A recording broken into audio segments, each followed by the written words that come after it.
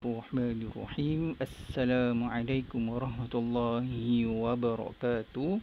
Pelajar-pelajar tahun 5, untuk kelas hari ini kita sudah masuk ke tajuk yang terakhir, pelajaran yang terakhir, iaitu peristiwa kewafatan Nabi Muhammad sallallahu alaihi wasallam.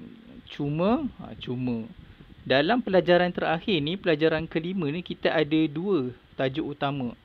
Yang pertama, peristiwa Haji Wida. Yang kedua, barulah kita akan masuk peristiwa kewafatan Nabi Muhammad sallallahu alaihi wasallam.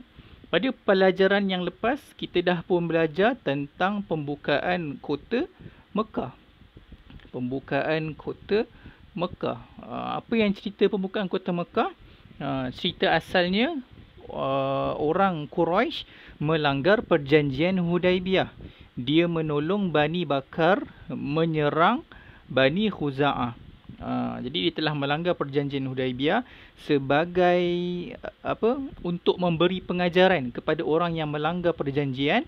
Maka Nabi mempersiapkan 10,000 orang tentera Islam untuk pergi ke Mekah nak beri pengajaran. Kiranya sepatutnya diorang, yakni orang kafir yang melanggar perjanjian tu, menerima hukuman sebab melanggar perjanjian. Tapi apa yang berlaku, Nabi punya strategi, Nabi nak mengelakkan sebarang pertumpahan darah. Nabi punya strategi buat kemah banyak-banyak, api banyak-banyak dekat Marra Zahran, dekat luar Mekah. Bila orang Mekah nampak macam ramai je orang Islam, diorang pun takut nak melawan. Padahal diorang akan dihukum. Macam Bani Nadir dengan Bani Quraizah, kan diorang melawan. Macam tu juga dengan kafir Quraisy. Tapi disebabkan strategi Nabi, kebanyakan orang Quraisy tidak jadi untuk melawan.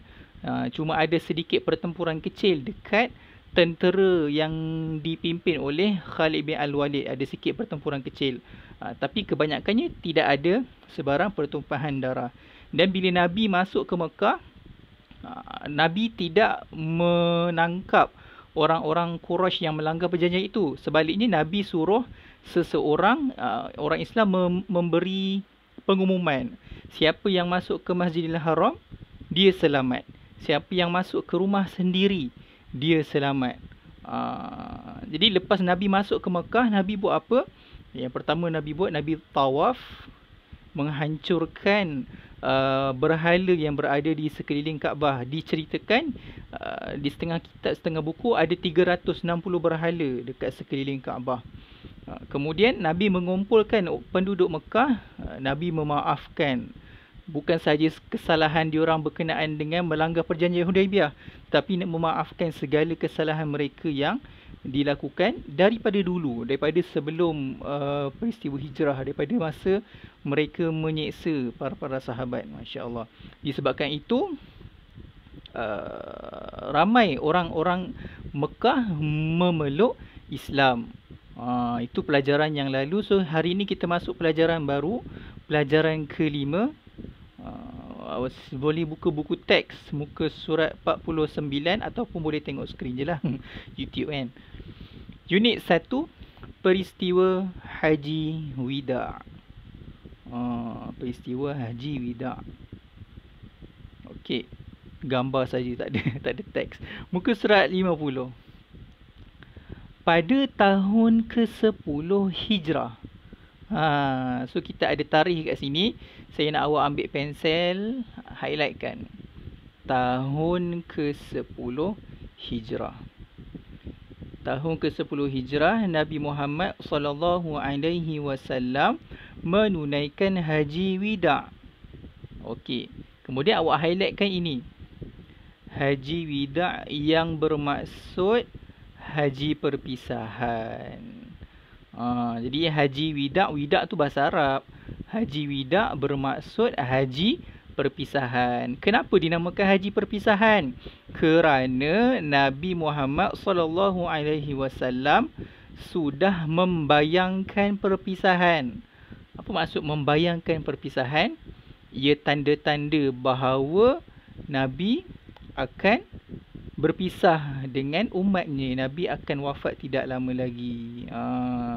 Jadi Nabi beri hint, membayangkan, memberi bayangan, memberi hint tentang perpisahan Nabi dengan umat, membayangkan perpisahan.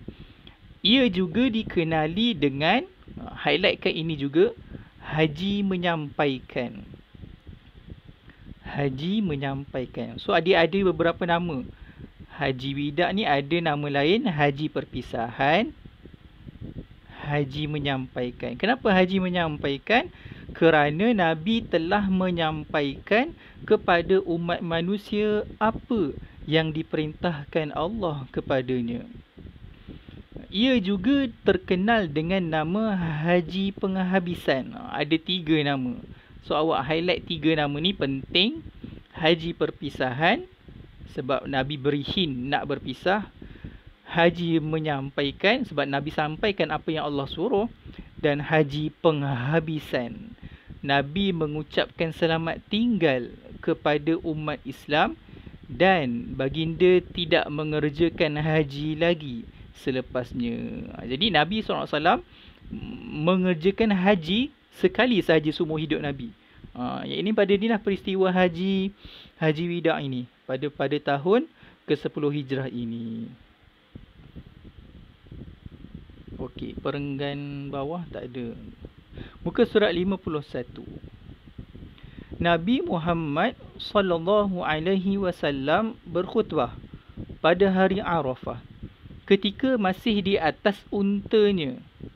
Antara isi kandungan khutbah itu ialah yang pertama, perintah supaya menghargai nyawa dan harta setiap umat Islam sebagai amanah yang suci.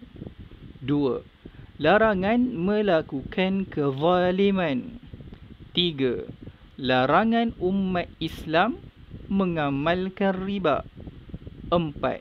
Berwaspada dan berhati-hati dengan tipu daya syaitan. 5. Perintah baginda supaya melayan isterinya dengan baik. 6. Nabi Muhammad SAW memberi jaminan bahawa umat Islam tidak akan sesat selagi mana berpegang kepada Al-Quran dan As-Sunnah. Selepas Nabi Muhammad SAW selesai melaksanakan ibadah haji, baginda terus pulang ke Madinah setelah 10 hari berada di Mekah. Highlightkan juga yang ini, 10 hari berada di Mekah. Maksudnya ni Nabi melakukan haji tersebut selama 10 hari. Nabi berada di Mekah 10 hari melakukan haji wida. Kemudian Nabi pulang ke Madinah. Boleh dapat? Pendek sahaja tajuk untuk hari ini. Okey, muka surat 52. Tahukah anda jumlah umat Islam yang berhimpun ketika mendengar khutbah haji wida adalah melebihi 100,000 orang. 100,000 orang. Ramai tu. Orang Islam masa pembukaan kota Mekah 10,000. Lepas tu kan orang Islam orang Islam Mekah pula, Quraisy Mekah pula memeluk Islam. So semakin ramailah orang Islam dan yang menghadiri haji, khutbah pada haji wida tersebut melebihi 100,000 orang. Begitulah kisah ringkas berkenaan dengan haji wida. So kita ulang kaji sedikit, kita ulang recap semula apa tu haji wida. Haji wida ada 3 nama. Apa dia haji wida tu? Haji perpisahan, sebab Nabi membayangkan perpisahan. Yang kedua, haji menyampaikan, sebab Nabi menyampaikan apa yang Allah suruh dalam khutbah tu lah. Dan yang ketiga, haji penghabisan, sebab Nabi mengucapkan selamat tinggal kepada umat Islam. Haji wida ini berlaku pada tahun bila? Tahun ke-10 Hijrah. Okey, apa lagi yang kita boleh ambil?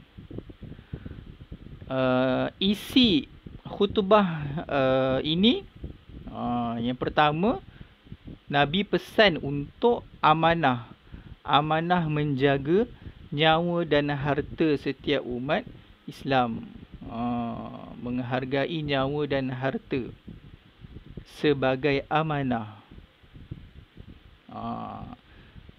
Tahu kan apa maksud amanah? Amanah ni maksudnya contoh, kawan awak berikan kepada awak jamnya. Dia kata, jagakan jam aku kejap, aku nak pergi tandas. Dia awak kena jaga jam kawan awak tu, jangan sampai hilang, jangan sampai rosak, jangan sampai orang lain ambil, orang lain curi dan sebagainya. Macam tu juga dengan kes ni lah, menjaga nyawa dan harta sebagai amanah. Maksudnya kita kena jaga nyawa kita, jangan sengaja buat benda yang membahayakan nyawa, dan hargai harta yang kita ada. Jangan membazir harta kita. Gunakan harta kita di tempat yang betul. Bersedekah, memberi makan kepada orang dan sebagainya.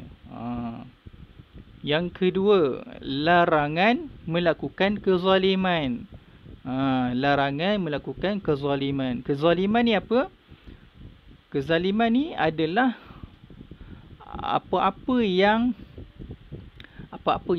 macam nak kata, nak kata tidak adil tu bukan. Dia meletakkan sesuatu bukan pada tempatnya. Melakukan kezaliman, menindas orang lain, buat jahat ke orang lain, boleh kira zalim lah tu. Nombor 3, larangan riba. Siapa yang pernah dengar riba tu apa? Awak akan belajar dalam fiqh tahun 6. Riba ni adalah hutang. Riba ni adalah hutang. Seseorang tu dia beri hutang dengan faedah. Apa maksud tu? Pernah tak dengar lagu Ultimate, bunga? Nak duit, dapat sekali bunga. Bunga tu faedah. Contoh, Acong beri Ahmad nak minta hutang daripada Acong. Ahmad meminta RM1,000 nak pinjam duit. Kira Ahmad berhutang lah kan. Acong pun bagi RM1,000, dia beri hutang, tetapi dengan syarat nak bayar balik mesti bayar semula RM1,500. Ada lebihan, ada bunga, ada tambahan RM500.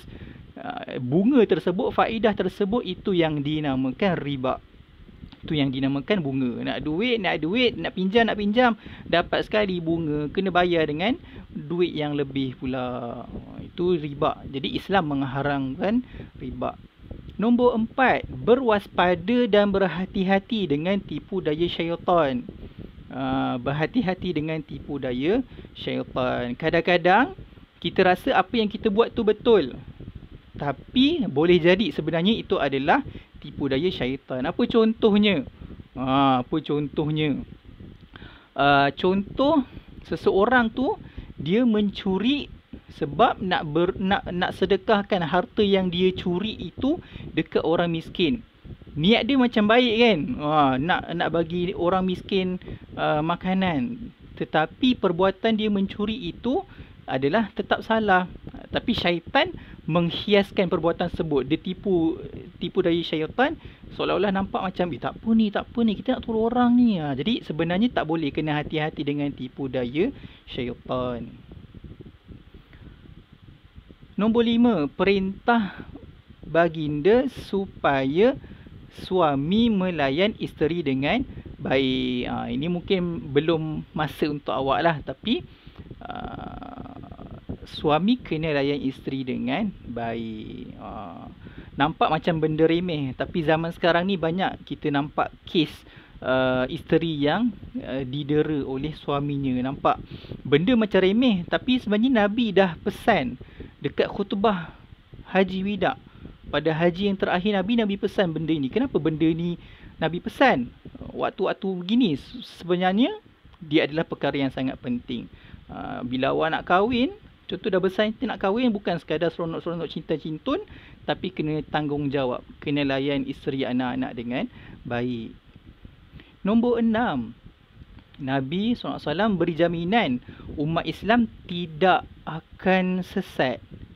Tidak akan sesat selagi mana berpegang kepada Al-Quran dan As-Sunnah.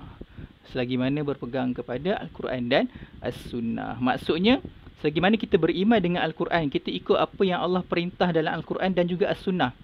Sunnah ni apa-apa yang perkataan, perbuatan yang disandarkan kepada Nabi Muhammad SAW berkaitan dengan hukum hakam lah.